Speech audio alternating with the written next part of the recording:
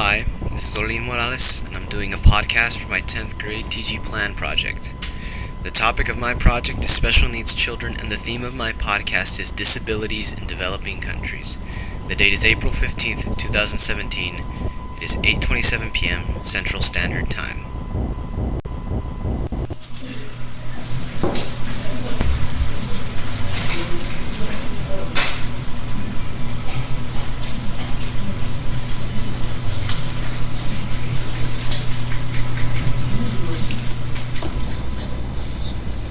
The classrooms of America differ in color, class, and creed, varying in quality and in quantity. The American classroom can look like just about anything, filled with just about anyone, and are designed, in at least public education, for all. However, there is one demographic noticeably absent in most classrooms, a demographic that is often absent within our own minds. This forgotten demographic are the special needs students, who usually get pushed out of sight and out of mind for most Americans, despite the fact that about 1 in 6, or 15% of children aged 3 to 17, have one or more developmental disabilities. So this begs the question, if 1 in 6 children has some sort of developmental disability, why do they go unnoticed?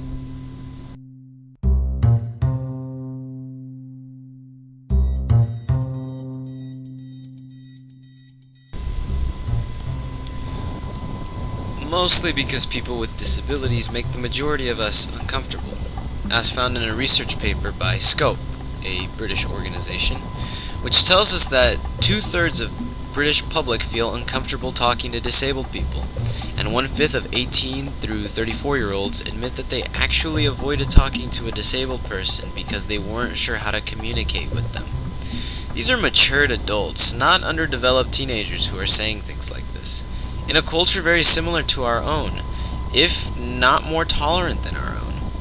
This is a stigma faced within our developed world, a world of medical care and relative understanding.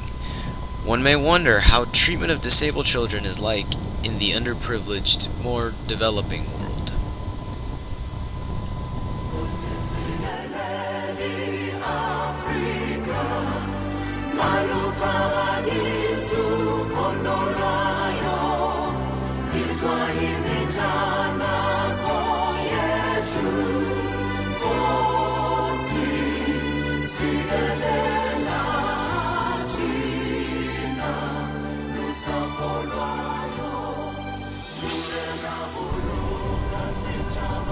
South Africa. Once the jewel, literally, of British-held Africa, it has since gone through years of apartheid, turbulence, and eventually self-liberation.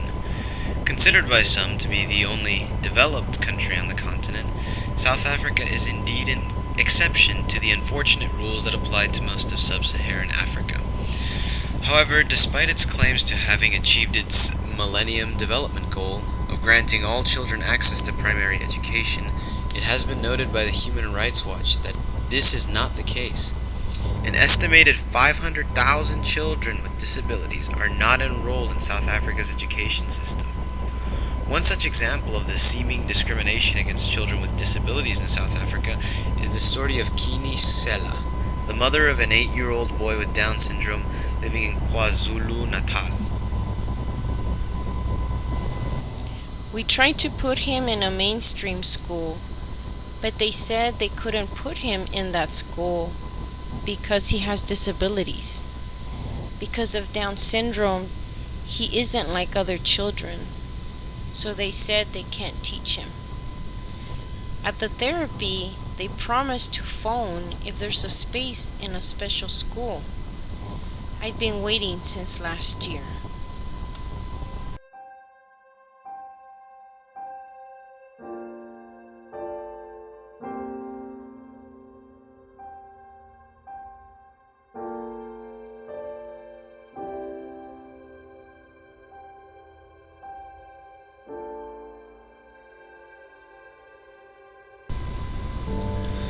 Stories like Kini Sela's are not unique in South Africa, and they are certainly not unique everywhere else in the world.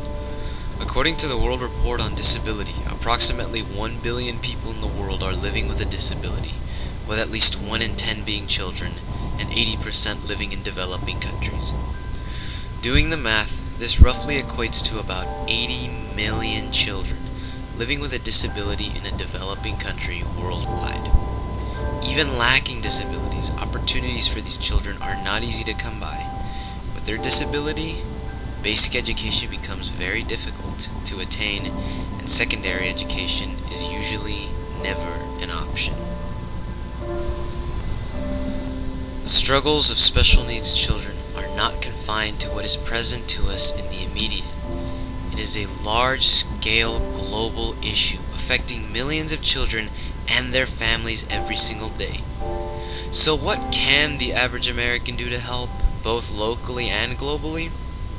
What can you do?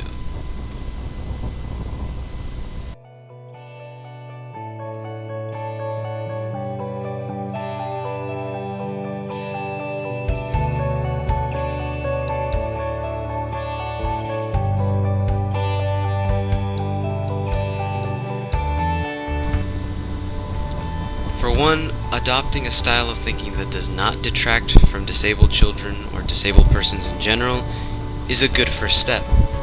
Showing basic respect and empathy is the greatest immediate change you can do, and the impact it will have on those around you will be monumental.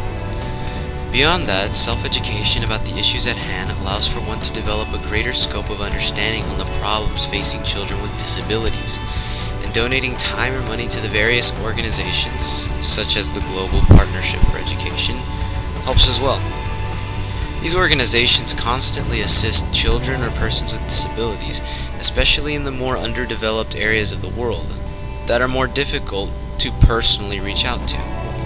There are certainly a multitude of options for one who wishes to improve the lives of those children who need special help, regardless of whether they live in your hometown or in a country halfway across the world. These children are in need, and you can help.